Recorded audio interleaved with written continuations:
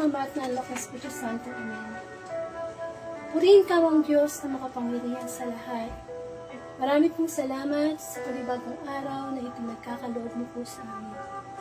Tunay nga, O Diyos, sa ikaw dakila, at ikaw ay dapat sambahin sa Espiritu at sa katotohanan. Sa mga oras na ito, hayaan mo kaming lumapit sa iyo na may kababaang loob at humingi ng kapatawaran sa aming mga pagkukulang. Panginoon, patawarin mo kami sa mga pagkakataon kami nagkasala sa iyo. Ang aming naisip, nasabi, kilos, na hindi naging kalugod-lugod sa iyo, Panginoon, tawarin mo kami.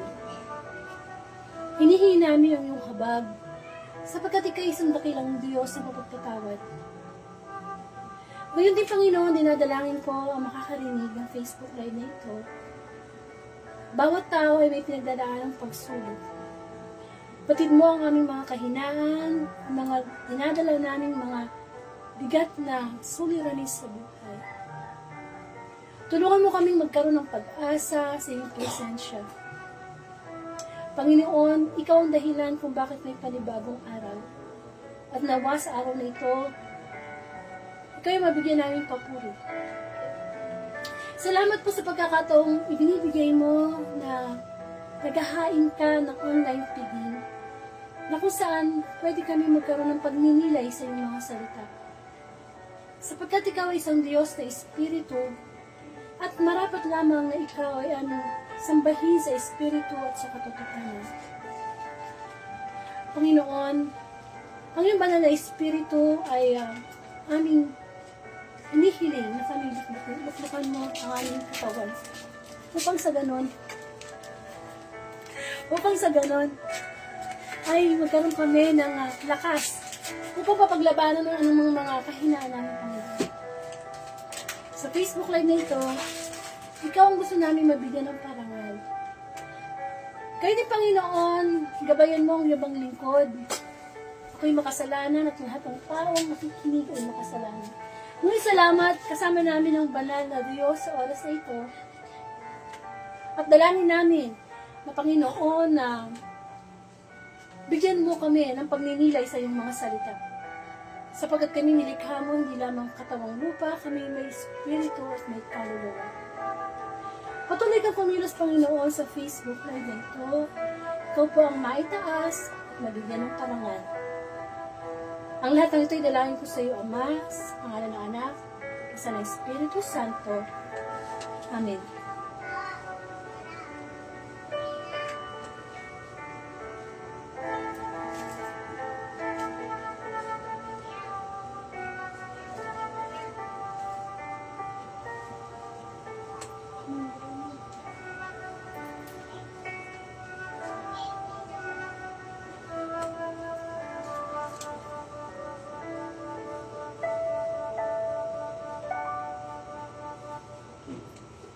Bigyan po natin ng parangal ang mabuting balita. Hallelujah, hallelujah, hallelujah. Purihin ang Diyos na makapangyarihan sa lahat. Hallelujah, hallelujah. Ang Diyos ay papurihan sapagkat siya'y dakila magpakailanman.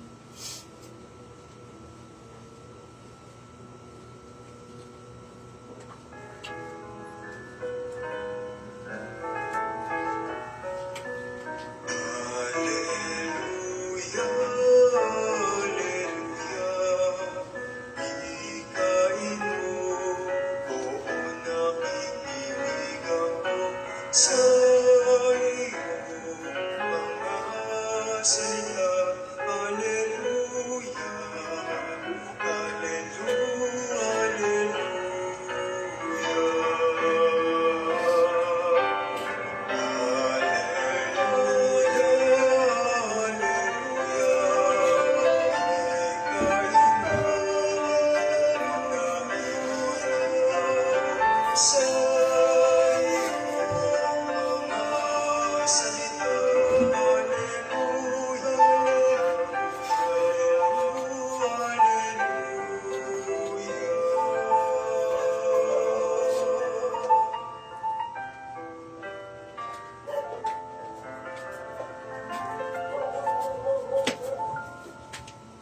Ang mabuting balita ayon kay San Mateo, papuri sa iyo, Panginoon.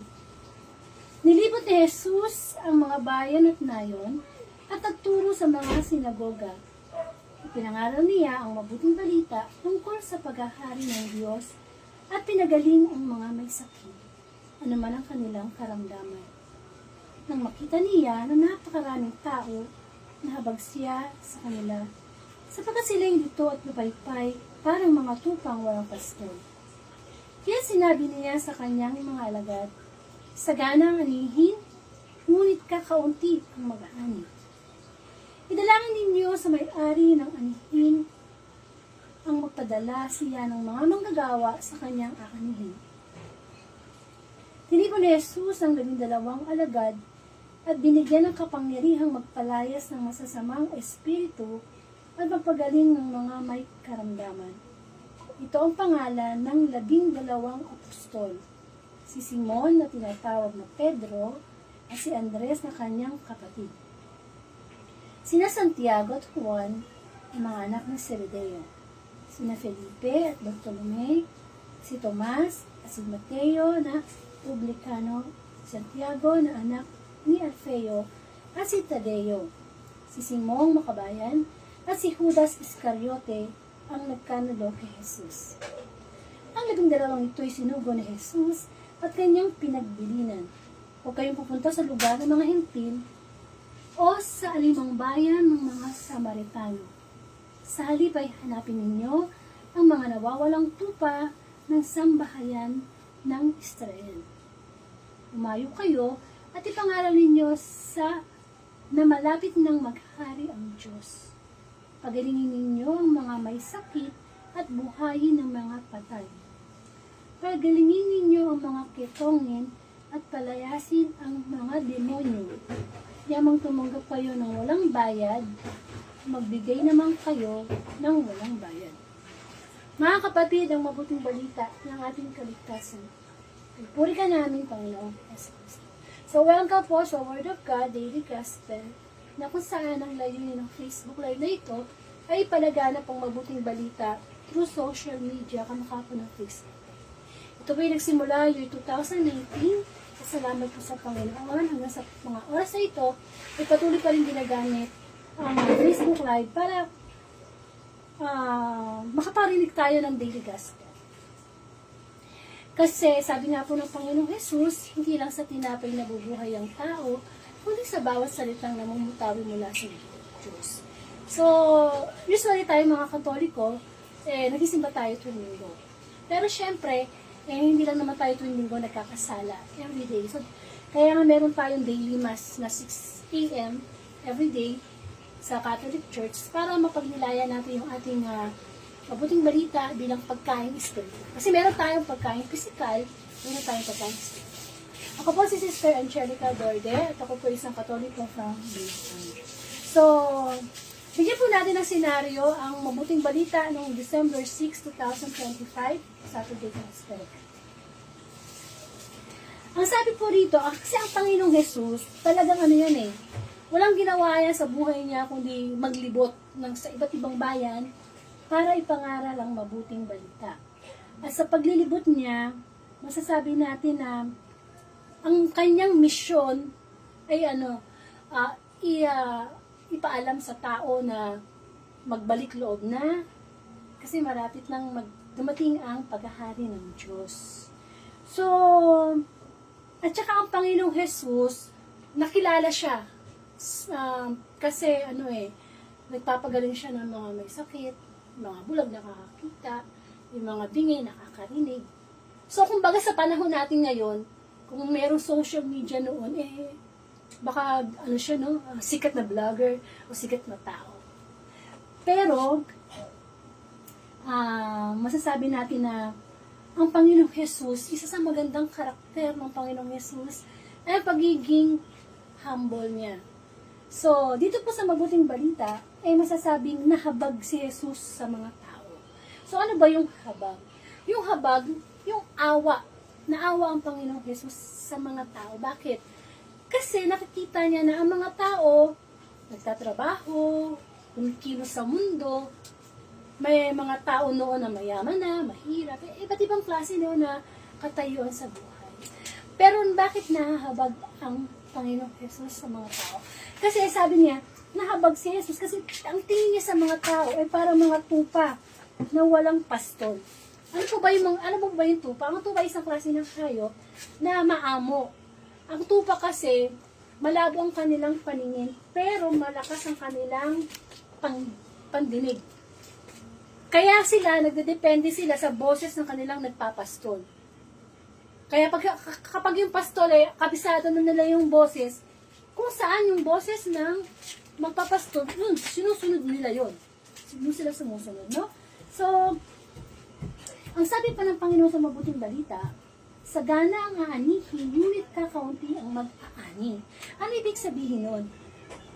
Ang salita ng Diyos, noong pa sa panahon ng Old Testament, ito sa New Testament, hanggang sa panahon na ito, sinasabi ng Panginoon na sagana yung aanihin. Ano yung aanihin? Kasi ang salita ng Diyos, meron at meron ka dyang maaani na spiritual na mensahe. Pero, hindi pinapansin ng maraming tao. So, kasi sa panahon natin ngayon, bagamat nagkaroon tayo ng fast technology, lahat ng bagay, pinipindot na lang, nandiyan yung mga cashless na lang yung mga babay, pag gusto mo magbayad. Kumbaga, masasabi natin na maganda. Kasi naging magaan ang buhay, di ba? Hindi sa pupunta ka sa bangko, papindot-pindot ka na lang ng cellphone mo, makapagbayad ka ng bills mo. Maganda kung sumanda. Kaya lang, nagamit din ng Diablo yung pagiging kakaroon natin ng fast technology sa kasamaan. Kaya ngayon, madali nang pumindot ng mga porn site, madali nang mga mag-post sa Facebook mo ng mga sama ng loob mo. Ang nagamit din siya sa kasamaan. Hindi kamukha ng panahon ng Panginoong Jesus, walang ganyan. Bago maipangaral ng Panginoong Jesus ang mabuting balita, kailangan muna niyang tumawid sa kabilang bayo, maglakad sa taas ng bundok, just to spread the word of God. Kasi ang mission ni Kristo is iligtas ang sangkatauhan. Kaya siya nagkatawang tao. Kaya niya ibinigay yung kanyang buhay. Yan yung mission niya. Na ipakilala sino ang Diyos Ama. Kasi alam naman natin ang Ama at ang Anak ay isa. So, nandoon yung ano tawag din yung habag. Actually, mahal na mahal kasi tayo ng Diyos eh. Bakit natin nasabi na mahal tayo ng Diyos? Kasi nung panahon ng Old Testament, maraming pinadala ang Diyos Ama ng mga propeta, mga hari. Sino yung mga propeta? Nandiyan si Abraham, nandiyan si Isaac, nandiyan si Noe. Sino yung mga hari? Sila Haring David, Haring Solomon. Ano ang mga purpose ng itong mga propeta na ito? Para ano? Para ipakilala ang Ama sa tao. Kasi, nung panahon ng Old Testament, maraming sinasamba yung iba eh. Sumasamba sila sa mga hayop, inaalayan nila mga hayop, Diyos-Diyosan. Pero ang gusto ng Ama siya yung makilala. Okay? So, masasabi natin na sa panahon natin ngayon, ganun pa rin. Hindi naman nagbago eh. Ganun pa rin ang panawagan ng mabuting balita eh. Magbalik loob tayo sa Diyos kasi malapit nang maghari ang Diyos. So, ang tanong ngayon, panahon pa ng ninuno namin eh. Sinasabi na yung second coming eh. Tanong ngayon, wala. Kasi ganyan tayo kamahal ng Diyos. Bibigyan tayo ng pagkakataon para magbalik loob. Pero hanggat hindi pa dumadating ang second coming, ang nagahari sa mundo ay si Satanas. Kaya kung papansin ninyo, habang nagkakaroon ng fast technology, nagiging busy ang mga tao, nawawalan ang tao ng time sa Diyos.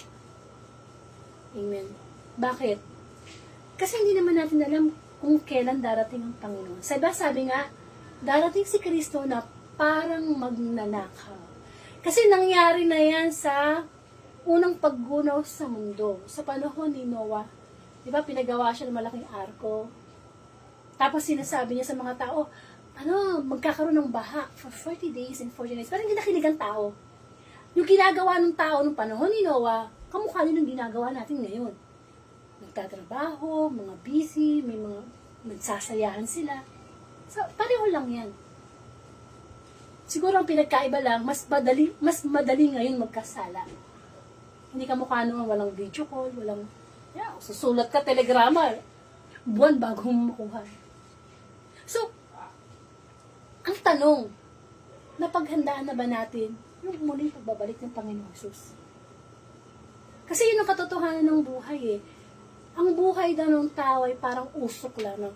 Alam mo yung usok? Yung pag nagsigarilyo ka, bumuga ka ng usok, makikita mo yung usok din after that wala na. So ganun tayo, di ba? May mga namatay na tayong mahal sa buhay na nakasama natin na sandali lang. Kasi sa mundong ito, tayo ay pansamantala lang, wala naman permanente dito sa mundo eh. Pero meron tayong mission. Yan ang gustong sabihin sa atin ng Panginoon na si Jesus, nahabag siya sa tao kasi may mission siya to save the mankind. So, alam na ba natin yung mission natin sa buhay? Hindi naman natin pwede sabihin na, sinilang ako dito sa mundo, ang mission ko, ganito, ganun. Hindi masama. Hindi masama na mangarap kang maman, karoon ka ng sarili mong business, karoon ka ng pamilya. Hindi yung masama. At sabi nga, seek first the kingdom of God. Kasi ang dami-dami talagang utos. Ang dami-dami, no? Doon na sa 10 utos eh. Dami na yan eh. Pero, ano ba yung pinakaunang utos? Love God with all your heart, soul, mind, and strength. Doon pa lang sa unang utos, nasunod na natin yun, masusunod na natin ang lahat. Kasi may mission tayo. Hindi tayo sinilang dito sa mundo na wala lang na mabubuhay, mag-aaral, magtatrabaho, etc. etc. May mission. Kasi ito yung pinakita ng Panginoong Hesus sa mabuting balita eh. Meron siyang 12 mga alagad. Di ba binanggit yung mga pangalan? At itong 12 mga alagad na ito, lahat to makasalanan bago niya tinawag. Iba-iba dito, merong tax collector, merong mga mangingisda, pero lahat to tinawag niya. Bakit? For the purpose na maging katuwang niya sa pagpapalaganap ng mabuting balita. Eh kung tutusin, hindi naman niya kailangan ng 12 alagad eh. Bakit? Eh Diyos siya eh. Kayang-kaya niya magpalaganap ng mabuting balita. Bakit pa niya isasama yung 12? Actually, after 12 disciples, kumuha pa siya ng 72 disciples. Na paris-paris. Ang purpose kasi ni Jesus Christ is ipasa yung mission na ibinigay sa kanya ng Ama. Kasi sabi kasi ng Ama, gayon na lamang ang pag-ibig ng Diyos sa sanlibutan, kaya ibinigay niya ang kanyang buktong na anak. Kung sino sumampalataya dito ay hindi mapahamak, hindi magkaroon ng buhay. So, eto yung mission ni Jesus. Malinaw sa kanya na, ako'y magkakatawang tao, magpapakababa ako, Diyos ako, pero tinanggap ko yung challenge ng Ama ko. Kasi ang mission ko to save the mankind. So, ang ginawa niya, kumuha siya ng 12 disciples para ipasa yung mission na yun. So, yung 12 disciples, kung anong ginagawa ni Jesus, nakakapagpagaling ng may sakit, nakakasa out ng demonyo, ganun din ang nagagawa ng 12 disciples. Eh, ang 12 disciples, mga makasalanan yun eh. Pero bakit nagagawa nila ang nagagawa ng Panginoong Jesus? Nakakapag-cast out sila ng mga demonyo. Yung mga bulag, nakakakita, mga tao yun. Why? Because, anuman ang ibinigay ng Ama sa anak, yung anak, si Jesus, no, ibibigay niya yun sa mga taong sumasampalataya sa Kanya. Amen. And of course, hindi naman to literal eh. Kasi minsan iniisip natin pag nakakarinig tayo ng gospel, ay si Jesus, nakapagpagaling ng bulag, nakakita. Eh talaga mamamangha tayo. Kung sa panahon natin ngayon, ay may viral na kaagad yun. Pero talaga ang pinupunto ng Panginoong Hesus ay yung spiritual illness. Yung bang buhay tayo physical, pero patay tayo spiritual. Yung nakakakita tayo physical, pero we are spiritually blind. Yung bang alam mo ng mali, alam mo ng kasalanan, pero ginagawa natin, yun yung spiritual blindness. Yung ba tipong yung may ketong, pinagaling niya, nawala yung ketong. Tayo din may spiritual leprosy. Yung kasi ako, yung probinsya kasi ng mother ko is Palawan. At nakita ko, nung maliit ako, nagtataka ako, bakit yung mga lolo't lola ko, ano yung kamay nila, wala ng mga daliri. Yung pala, ang leprosy ay kinakain yung laman. Buhay ka pa pero kinakain yung laman mo. So, ganun pala yung leprosy. Tayo din, meron tayong spiritual leprosy. Hindi natin alam na kinakain na pala tayo ng galit, kinakain na pala tayo ng inggit. Leprosy yung spiritual. Yung kinakast out ni Jesus Christ yung mga demons. Diba, sa mga mabuting balita na merong lalaki sinapian ng demonyo. Ay mga napapanood natin, diba, sabi, makikita mo sinapian niya ng demonyo kapag tumataas yung, maangat yung paa niya sa flooring, nanlilisik yung mata niya, nag-iiba yung boses niya, umikot yung ulo niya. Diba? Yung sinasapian ng demonyo. Pero physical yun. Ang sinasabi dito ng mabuting balita is yung napoposes tayo ng demonyo kapag tayo ay nagagalit. Pag nagagalit tayo, ano ba? Nalilisik yung mata natin, nag-iiba yung boses, tumataas. Yun ang gusto talagang ng Panginoon. Gustong i-cast out sa atin. Kasi nga, pagka sinasapian tayo ng bad spirit, ginagawa natin yung mga bad. Ano bang binibigay sa ating spirit ng Panginoon? Banal na espiritu. Kaya pag gumagawa tayo ng kasalanan, bad spirit. Pero ang good news dito, mahal na mahal ng Diyos tayong mga makasalanan. Ang demonyo, hindi siya makapagsisi eh. Kaya ingit na ingit siya sa atin. Tayo, meron tayong chance na magbalik loob sa Diyos at humingi ng kapatawaran. But, makinig ang may pandinig. Binibigyan tayo ng pagkakataon ng Diyos na mabalik loob hanggat buhay tayo. Pero pag inabutan tayo ng kamatayan at hindi tayo nakapagbalik loob sa Diyos, wala na. Pag namatay na tayo, wala nang sorry. Wala nang sorry. Kasi, just imagine ang tao ngayon, ang dami kasing pagkakalibangan ngayon eh. Yung magkakatch ng attention. Pero subukan mong wala ang wifi. Wala ang internet. Wala ang mga kinababaliwan ng mga tao. Talagang lang. Diyos lang. At saka tao magkaharap. Ano ngayon ang mararamdaman mo? Ang pangangailangan natin sa Panginoon. So, sa pagpili niya ng 12 alagad, kung anong ginagawa ng Panginoon Jesus, ginagawa din. Actually nagagawa yun ng mga alagad kasi nagbalik loob na sila sa Panginoon. Kinalimutan na nila o tinalikuran nila. Kasi you cannot have the power of Jesus Christ kung wala kang repentance. Malabo yun. Malabo yun. Isinubo ng Panginoong Jesus ang 12 at anong sabi niya? Hanapin nyo yung mga nawawalang tupa. Sino ba yung mga nawawalang tupa? Of course, yung mga wala sa Diyos.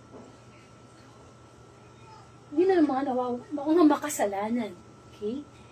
And of course, sa bandang huli ng gospel ay sinabi na humayo kayo at ipangaral ninyo na malapit ng maghari ang Diyos.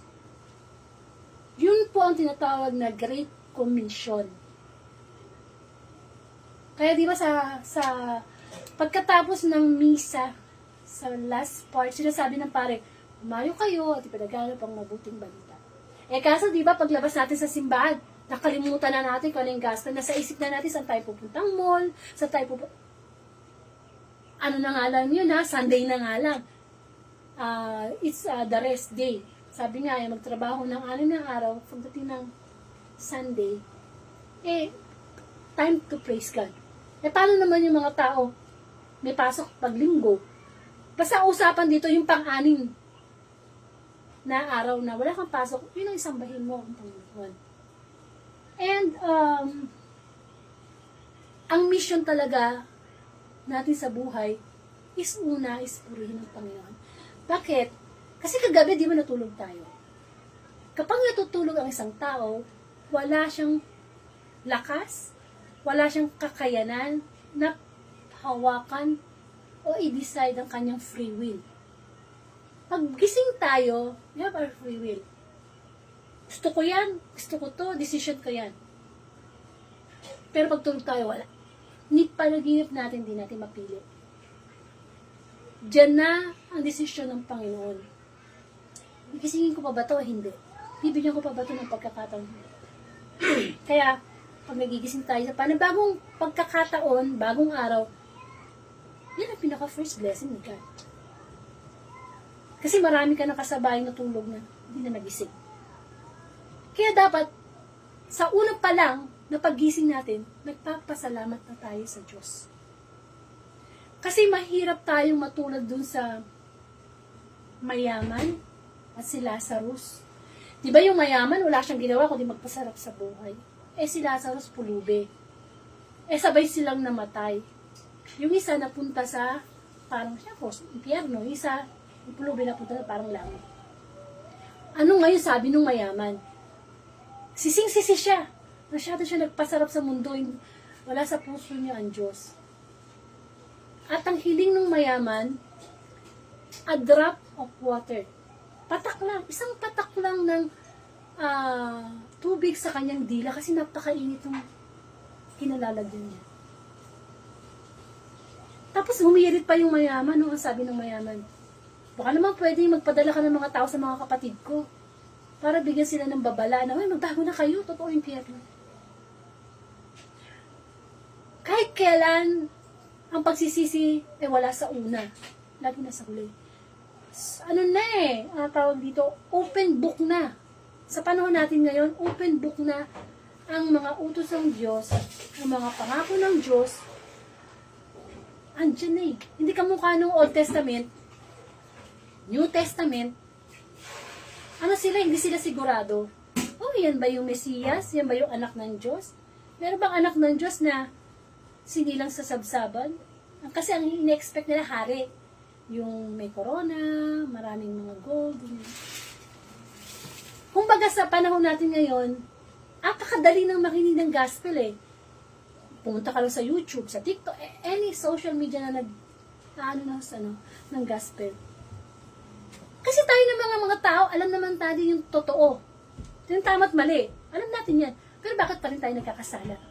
Kasi kulang tayo sa pakikinig ng salita ng Diyos. Kapag hindi tayo nakakarinig ng mabuting balita, ang makapakinggan natin sa mundo. Masamang balita. Pinatay, may bagyo, may tsunami, may, di ba? Mga flood control, mga corruption. Bad news. Unlike na kapag nakikinig ka ng mabuting balita, it's a good news. Kasi galing nga sa Diyos. Actually, sabi nga po sa Joshua, chapter 8, kailangan binabasa ang Bible ng araw at gabi. Pero siya, hindi ganun kadali ang magbasa ng Bible kasi kailangan mo ng guidance ng Holy Spirit. So, saan ka mag-start? By listening. Pakikinig. Lahat naman tayo, no? Nagsimula tayo sa pakikinig. Kasi hindi naman talaga madaling maging mabuting tao. Magbago. Hindi madaling iwanan yung mga nakasanayan. Pero the greatest miracle of Jesus Christ, hindi yung nakapagpagaling siya ng bulag. Hindi. Yung mapagbalik loob, yung nawawalang tupa. Yung dating kapitbahay mo, lalasinggero, babaero, mura ng mura.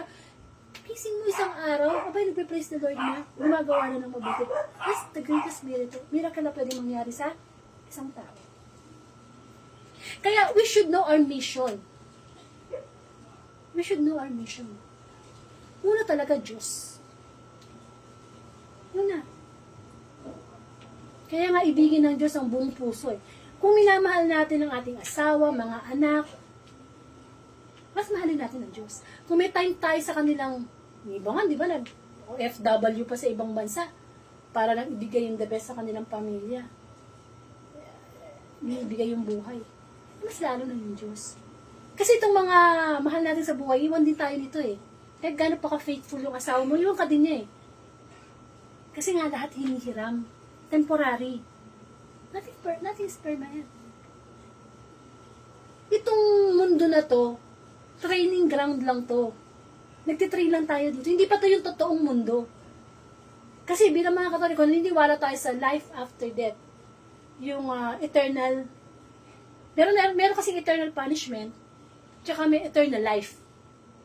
Di ba sabi, pag tayo napunta sa langit, walang hanggang kaligayahan, magpupuri lang sa Panginoon. Pero pag napunta tayo sa impyerno, walang hanggang parusa.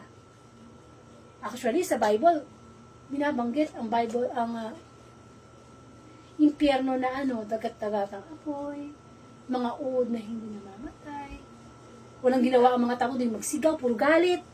Wala na katapusan yun. Kahit anong sisi natin, oh Lord, patawarin mo. Hindi na, wala na, tapos na. Kasi ang habag ng Diyos, habang nabubuhay pa tayo. And we cannot say na, ay, bata pa ako, hindi pa ako mamamatay. Hello, ako nga last month, yung anak nung classmate ko, 25 years old lang. Varsity ng Lasal, babae. Uuwi ng medal. Kasi magaling talaga siya. Nagulat kami, namatay yung anak. Ang hirap nun, di ba? Ang magulang dapat ang naglilibing, actually, ang anak dapat ang naglilibing sa magulang. Pero baliktad yung magulang ang naglilibing sa anak. Ano na ibig sabihin nun? Ang kamatayan ay walang pinipiling edad, sitwasyon, at katayuan sa buhay. Kaya dapat each time, naghahanda tayo. Kasi hindi naman tayo masisave ng asawa natin. Halimbawa, may anak kang pare, masisave ka ba niyan? Hindi. Yung salvation, nandiyan na yan Binigay na ni Jesus Christ yan. Itutuloy na lang natin. But of course, hindi naman papayag ang Diablo. Kaya nga, di ba, pag lumalapit ka at nagbabalik loob sa Diyos, mas lalo kang lalapitan ng Diablo. Dati-dati, kung mga barkada mo, sige, inuman kayo, nagda-drugs kayo, walang pakialaman Diablo ano ko na yun, mga kampon ka na yan. Subukan mong magbalik loob sa Diyos. Tanggalin mo yung drugs, tanggalin mo yung mga sigarilyo, mga bisyo. Ay, lalapitan ka ng demonyo kasi ayaw ng demonyo na nakakarinig tayo ng gospel. Kasi pwede tayong mamulat sa katotohanan. Sapagkat ang Diyos ay espiritu, kailangan sambahin sa espiritu at sa katotohanan. Tayo may espiritu. Yun ang nagiging lobat sa atin. Kaya kailangan nag-church tayo ng salita ng Panginoon. Ano ba naman yung halimbawa bago ka matulog? Para ka lang nakikinig ng music. At least kasi nire-remind tayo ng Lord, ayan, yan ka na naman, galit ka na naman. Ayan, gusto mo na naman, ayan, sa gobyerno, ano ka na naman, magkokorrupt ka na naman. Alalahanin mo, sinabi ng Panginoon, anong mapapala ng tao? Makamtan man niya ang lahat sa mundo, kapalit naman ito, diba? O kaya, mariremind ka na, ay, sinabi pala ng mabuting balita na kung ano ang ginagawa mo, gawin mo na parang hindi ka sa tao naglilingkod, kundi sa Panginoon. So, maiisip mo na, naiinis ako sa boss ko Pag wala siya, hindi nga ako magtatrabaho ng maayos. Anong sabi ng salita ng Diyos? Ano yung ginagawa mo? Kaya naglalaba ka, kaya nasa opisina ka, kahit ano, isipin mo para kay Lord to, para kay Lord to. Nagluluto ako para kay Lord to. Para the best ang ibibigay. Yung mga ganun ba? Kasi noon, actually ako, lumaki ako sa pamilya na hindi nagsisimba, hindi nagdadasal, hindi nagbasa ng Bible. Lumaki ako na wala lang. Pumapasok lang yata ako ng simbahan pag may ikakasal, may namatay. Actually, yung pagkakakilala ko sa Diyos, basta alam ko, may Diyos Ama, Creator, Diyos Anak, Savior, Holy Spirit, Sanctifier. Wait lang. Parang ganito lang yun Ay, kapitbahay namin, kilala ko yan, si Mang Tomas yan. Lasinggero yan. Carpintero yan. Hanggang doon lang. Hanggang doon ang pagkakilala ko doon. Parang ganon din yun. Kailangan natin magkaroon ng personal encounter sa Diyos. Kailangan makilala mo siya. Kasi hindi natin makikilala ang Diyos hanggat hindi tayo nakikipagrelasyon. Ano ba yung relasyon? Of course, dapat may communication. And how we communicate sa Diyos. Siyempre, dapat nagdadasal tayo. Pag nagdadasal tayo yung nakikipag-usap sa Diyos. Pero once na nagbabasa tayo ng Bible at nakikinig tayo sa mga ginagamit ng Diyos, nagsasalita naman ang Diyos. Kaya kung minsan nagdadasal tayo, ba't hanggang ngayon, hindi pa rin sinasagot ng Diyos yung dasal ko? Kasi hindi ka nakikinig na salita ng Diyos. Hindi ka nagbabasa, paano mapapakinggan? Amen? Doon nahabag ang Panginoon Kasi kahit gaano ka kayaman, kahit gaano ka kasikat, bakit may mga nagpapakamatay pa rin ng mga ang yaman-yaman na? Nagpapakamatay pa rin. Kasi kahit makuha mo na yung pinakamalaki at pinakamataas sa mundo, pagdating mo doon sa taas, pababa na yan Kasi ang totoong kayamanan, ang Panginoon. Sabi nga ni Jesus, you cannot be my servant kung hindi mo tatalikuran ang lahat sa iyong buhay. Kung hindi mo papasalin ang sarili mong krus. Kung hindi mo kakalimutan ang iyong sarili. Ganyan ang ginawa ng 12 alagad. May mga pera sila, iniwan nila ang kabuhayan nila just to carry the gospel, just to carry the mission. Kasi nahabag sila eh. Alam mo yun, yung halimbawa, ako, dati akong ganito, dati akong ganyan, masama. Tapos, nagbalik loob ako sa Diyos. Kasi nahabag sa akin ng Diyos. Ngayon, dapat ako, magkaroon din ako ng mercy doon sa kakilala ko, sa anak ko, sa asawa ko. Maawa din ako sa kanila. Yun nga sinasabi na, binigyan kayo ng walang bayad, magbigay kayo ng walang bayad. Ay, ibig sabihin nun, you receive love from God, you receive mercy from God, you should give to others. Kaya pag may mga taong naiinis ka, nabubwisit ka, anong sabi ng Panginoon? Panalangin mo ang mga taong umuusig sa'yo. Love your enemy. Eh sa mundo hindi ganun. Kapag ako minura mo, mas mumurahin kita ng malutong. Bakit? Because of pride. Eh sino bang hari ng pride? Demonyo. Kaya nga siya, di ba, nagrebelde sa Diyos because of pride. Gusto niya maging Diyos din. Eh sinong hari ng humility? Si Kristo. Kaya tayo, nalalaman natin na mahal mo na pala ang Diyos pag may time ka na sa Kanya. May time ka ngang sa ganito, nauubos na yung oras mo sa walang kwentang bagay. Kailangan may time. Kasi, sabi sa sermon sa bundok sa Mateo, makikita mo ang presensya ng Diyos kapag may malinis kang puso. Diba? Kasi ang salita ng Diyos, hindi lang naman information yan eh. Transformation. May magbabago. At hindi talaga madali. Kailan ba ako nakakilala sa Diyos? 2003. Eh, anong year na ngayon? 2025. Ang dami kong pinagdaanan bago ko makuha yung mission na yan. Kaya nga, through Facebook Live, everyday nagkakaroon ako ng reflection. Kasi ito yung mission eh. At least, pwede mo itong ipasa sa Facebook friends mo, i-post mo sa timeline mo. Kasi, marami sa YouTube na mga pare na talaga nag-gospel sila. This is a mission. Ito yung pagsunod sa sinabi ng Panginoon, ipalaganap nyo ang mabuting balita. Eh, madali nang ipalaganap na yun kasi meron na tayong like, share, comment. Pero ano nagva-viral? Marunong kwenta-kwenta. Yung mga hindi nag-glorify ang Diyos. Kaya mag-ingat tayo sa pag-follow sa ating social media. Kasi ginagamit na yan ng demonyo. Yung mga vlogger na sikat, yung mga artista na sikat, anong pinopromote nila?